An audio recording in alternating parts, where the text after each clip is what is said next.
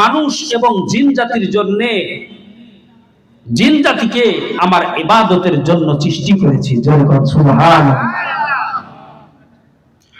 যখন মানুষ এবং জিন জাতি ইবাদত করে আল্লাহকে খুশি করবে, তখন আল্লাহ পাক এই দুই জাতিকে পৃথিবীর সমস্ত মাখলুকাতের উপরে শ্রেষ্ঠত্ব দান করবেন। সুবহানাল্লাহ বলেন।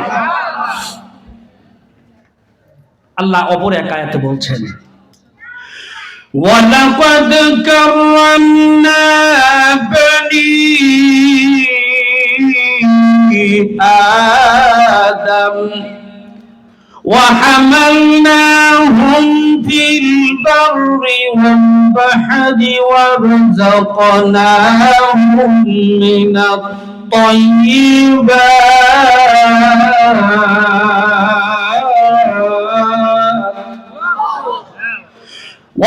وَفَضَّلْنَاهُمْ عَلَى كَثِيرٍ مِّمَّنْ خَلَقْنَا تَفْضِيلًا।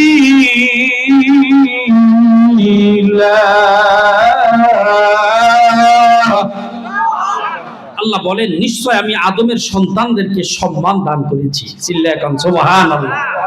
কখন সম্মান দান করেছে?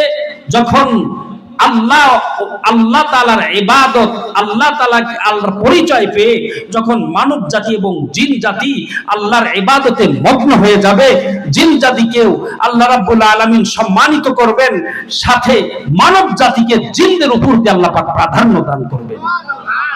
এত সম্মান। ওয়ালাকাদ কাররামনা বানি আদম, আমি আল্লাহ রাব্বুল আলামিন অবশ্যই আদমের সন্তানদেরকে সম্মান দান করেছি ফিল বাররি ওয়াল বাহরি, জলে এবং স্থলে। জলে এবং স্থলে। আগে ছিল গরুর গাড়ি, এখন হইছে বাস, স্পিডিং এর গদিয়ার ফরফরা বাতাস। লক্ষ্য করেন, আল্লাহ রাব্বুল আলামিন স্থলে এবং জলে সম্মান দান করেছেন। স্থলভাগে আল্লাহ পাক কি সম্মান দান করলেন, কত ইজ্জত দান করলেন। আল্লাহ পাক চলাফেরার জন্য আমাদেরকে যানবাহন দান করলেন। আগে দেখেন, আজ থেকে 50 বছর আগে মোটর চালিত যান অতটা ছিল না। মানুষ ঘোড়ার উপরে চড়িয়া এক প্রান্ত থেকে আরেক প্রান্তে চলাফেরা করত।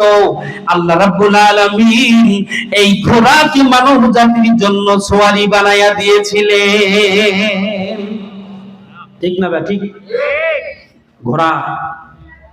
ঘোড়া যদি ইচ্ছা করে আপনাকে নিয়ে দৌড় দিব না, পিঠে আউরের সামনে নিতে পারবেন না।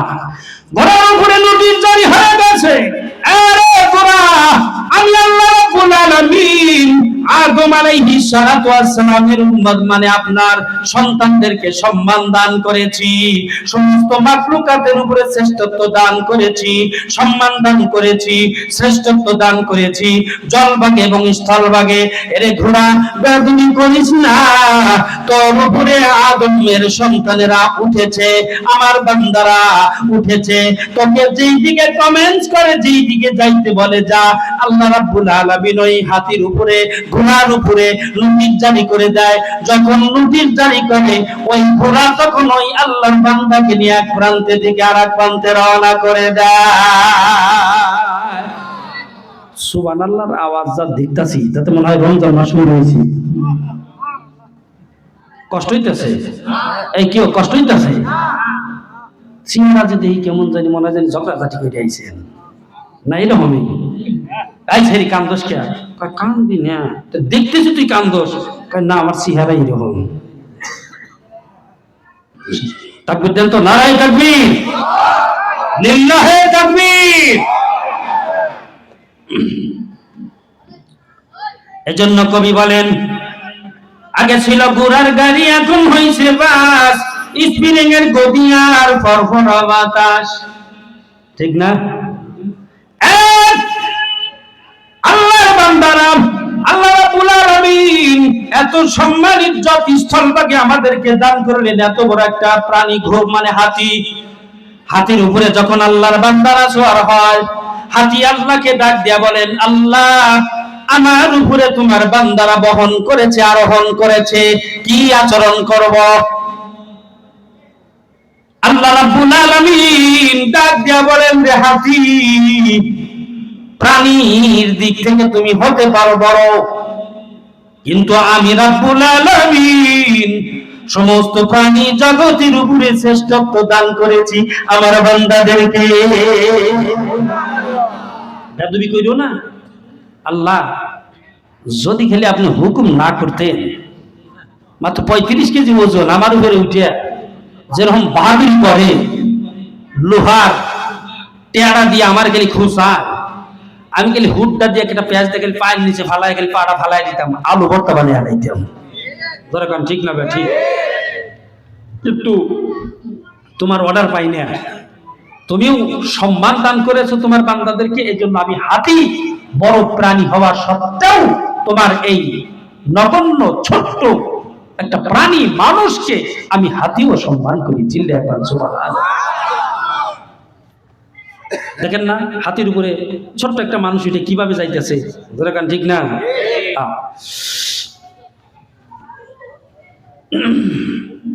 কি সম্মান ইজ্জত আল্লাহ দান করেছেন। জল বাকির দিকে লক্ষ্য করেন, আল্লাহ কত সম্মান ইজ্জত আমাদেরকে দান করেছে ইলম থাকার কারণে।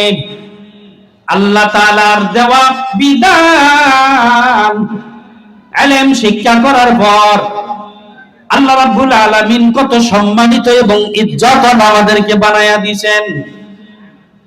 আল্লাহ কয়, কুল সিরু ফিল আরদ, এরে বান্দা এত সুন্দর আসমান বানাইছি, জমিন বানাইছি, পাহাড় পর্বত নদী নালা খাল বিল আমি আল্লাহ তৈরি করেছি, যা ঘুরে ঘুরে দেখা, ঘুরে ঘুরে দেখ, দেখলি পারে আমি আল্লাহর পরিচয় পেয়ে যাবি। সুবহানাল্লাহ। আওয়াজ হইতেছে না? চিল্লায়া সবাই একসাথে বলেন সুবহানাল্লাহ। সুবহানাল্লাহ কইতে কই কইব কে? সুবহানাল্লাহ কি গুইতে বাড়ি করার জিনিস? বুঝে শুনে কইতে হইব। বান্দা যখন উপর দিয়ে প্লেন দিয়ে ঘোরে, প্লেন আগে 6 মাস 7 মাস লাগতো মক্কা মদিনায় হজ করতে গেলে পানির জাহাজে, বাবাজি ঠিক না? এখন মাত্র কয় ঘন্টা? 6 ঘন্টা। এটা কে দান করেছেন? আল্লাহ দান করেছেন। যাইবেন সমুদ্র ভ্রমণ করতে, লোহা এটা কি পানিতে ভাসে? কোনদিন ভাসতে দেখছেন? লোহা যদি পানিতে দেন ভাসবো না, কিন্তু আল্লাহ ভাসায়। আল্লাহ কোরআনে কইছে, ওয়াল ফুলকিল্লাতী তাজরি ফিল বাহরি বিমা ইয়ানফাউন নাস। মানুষের উপকারের জন্য আমি আল্লাহ পাক সমুদ্রে স্টিমার সৃষ্টি করেছি। সুবহানাল্লাহ। সাগরে নৌকা চলে চলে রে তরঙ্গ মাঝে, সাজিয়ে গুজিয়ে দেব রে। একতলা নয়, 2 তলা নয়, 3 তলা 4 তলা লঞ্চ, বড় বড় স্টিমার লোহা দিয়া বানানো। এই লোহা দিয়া বানাইয়া আল্লাহ রাব্বুল আলামিন সাগরের ভিতরে ছেড়ে দিয়েছেন। কিসের জন্য ছাড়লেন? আমার বান্দারা এই স্টিমারের উপরে উঠিয়া অনেক কাজ তারা নিবে, অনেক ফায়দামান হবে। সমুদ্র ঘুরে ঘুরে দেখবে কত সুন্দর সমুদ্র বানাইছি আমি আল্লাহ পাক, সাগর নদী নালা খাল বিল বানাইছি। আমার বান্দারা স্টিমারের ভিতরে উঠিয়া সমুদ্র সৈকত ভ্রমণ করে যখন দেখবে এত সুন্দর সাগর কে বানাইলো, ঢেউয়ের সাথে ঢেউ বাড়ি খায়, ঢেউয়ের সাথে ঢেউ বাড়ি খায়া আওয়াজ হয় আল্লাহু আল্লাহ আল্লাহু আল্লাহ। ঢেউয়ের সাথে ঢেউ বাড়ি খায়া কোনতন আওয়াজ হয়। এটা কিসের আওয়াজ জানো নি? আমার আল্লাহ বলেন, এটা কিসের আওয়াজ? তোমার ওই গুনাহগার কলব দিয়া, গুনাহগার কান দিয়া তুমি বুঝতে পারবে না।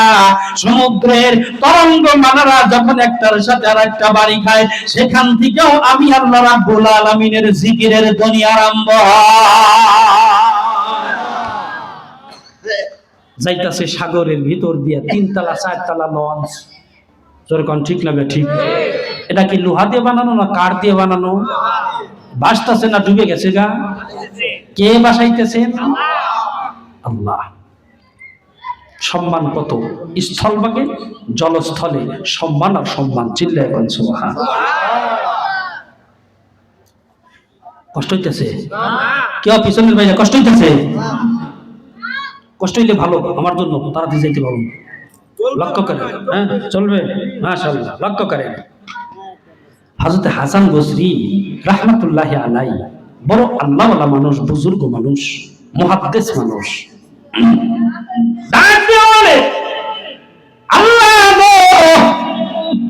সাগরের ভিতরে স্টিমার চলে, নৌকা চলে, জাহাজ চলে। আমি হাসান বসরি মনে চাই স্টিমার জাহাজ লঞ্চ ছাড়া একটু সমুদ্র সৈকত ভ্রমণ করি। আমার মনে চায়। কিসের জন্য জানেননি? আপনি কোরআনের ভিতরে বলেছেন ওয়ালাকাদ কাররামনা বানি আদম, নিশ্চয় আপনি আদমের সন্তানদেরকে সম্মান দান করেছেন। ফিল বাররি ওয়াল বাহার, স্থলভাগে এবং জলস্থলে। আল্লাহ বল আমি স্থলভাগে এবং জলস্থলে সম্মানিত হয়েছি, এটা আমি আশাবাদী। কারণ হলো আমি আল্লাহ, আপনি আল্লাহ আমাদেরকে সৃষ্টি করেছেন, আমি হলো আপনার সৃষ্টি। আল্লাহ গো সমুদ্রে স্টিমার বানাইছেন, নৌকা বানাইছেন, ট্রলার বানাইছেন, কত কিছু মানুষের ব্রেনের ভিতরে বুদ্ধি দিয়া এগুলো বানানোর তৌফিক দান করেছেন। আমি হাসান বসরি মনে চাই আমি সমুদ্র সৈকত ভ্রমণ করব, যেহেতু সম্মানিত করেছেন। আমি এইগুলো ব্যতি রেখে, এইগুলো ফাঁকে রেখে আমি একটু চলতে চাই, আমি ফিরতে চাই, আমি আরম্ভ করতে চাই, সফর করতে চাই। ইলহামের মাধ্যমে জানিয়ে দিল আরে হাসান বসরি, আমি আল্লাহ পাক জলস্থলে আমি মানুষকে সম্মানিত করেছি।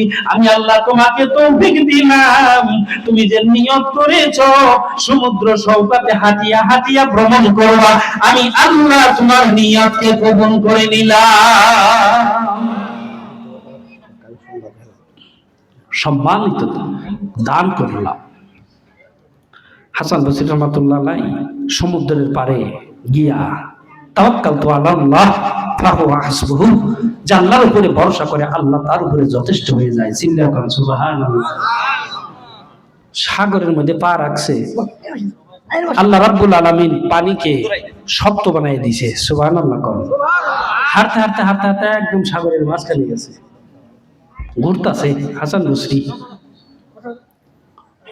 অনেক লম্বা ঘটনা, তো যেহেতু সময় আমার সংক্ষেপ, মনে হয় মাকসাদে মঞ্জিল পর্যন্ত যেতে পারতেছি না। সম্মানিত ভাইরা রে আমার, এই পর্যন্তই মোটামুটি মনে রাখেন আমার ভাইরাম। এই যে হাসান বসরি রাহমাতুল্লাহ আলাইহি এত বড় একজন আলেম, আল্লাহর সাথে কথা বলে, আল্লাহকে কয় আমি সমুদ্র সৈকত ভ্রমণ করব পায়ে হেঁটে। আল্লাহ তৌফিক দিলেন, কবুল করে নিলেন, ইলহামের মাধ্যমে তাকে সুযোগ প্রদান করলেন, হাঁটিয়া হাঁটিয়া ভ্রমণ করলেন। আমার ভাইরা, এই হাসান বসরি এরকমই একটা মাদ্রাসার স্টুডেন্ট ছিলেন।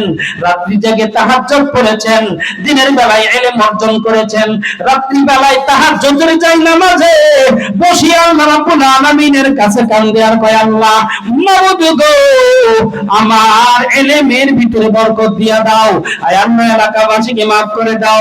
নয় মুরব্বি আত্মীয়-স্বজন যারা দুনিয়া থেকে চলে গেছেন, আল্লাহ তুমি তাদের ক্ষমা করে দাও।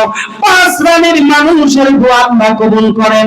তার মধ্যে 1 নাম্বার হলো যারা তাহাজ্জুদ নামাজ পড়িয়া আল্লাহর কাছে হাত তুলে মুনাজাত করবে, যে দোয়া করবে আল্লাহ ওই ব্যক্তির দোয়াকে কবুল করে নিবে। হাসান বসরি রাহমাতুল্লাহি আলাইহি আল্লাহর কাছে দোয়া করছে, কান্না করছে, এলাকাবাসীর জন্য মাপ চাইছে, কবরবাসীদের জন্য ক্ষমা চাইছে। এই হাসান বসরি রাহমাতুল্লাহি আলাইহি এত বড় একজন বুজুর্গ হয়েছেন, স্কুল কলেজ ভার্সিটিতে পড়াশোনা করেন নয়। হাসান বসরি রাহমাতুল্লাহি আলাইহি এই পড়াশোনা করেছে, এই যে আমাদের এই মাদ্রাসার মতো মাদ্রাসায় পড়াশোনা করে এত বড় আল্লাহ ওয়ালা হয়েছে। যখন ঠিক না ঠিক? তাহলে সেই মাদ্রাসাগুলো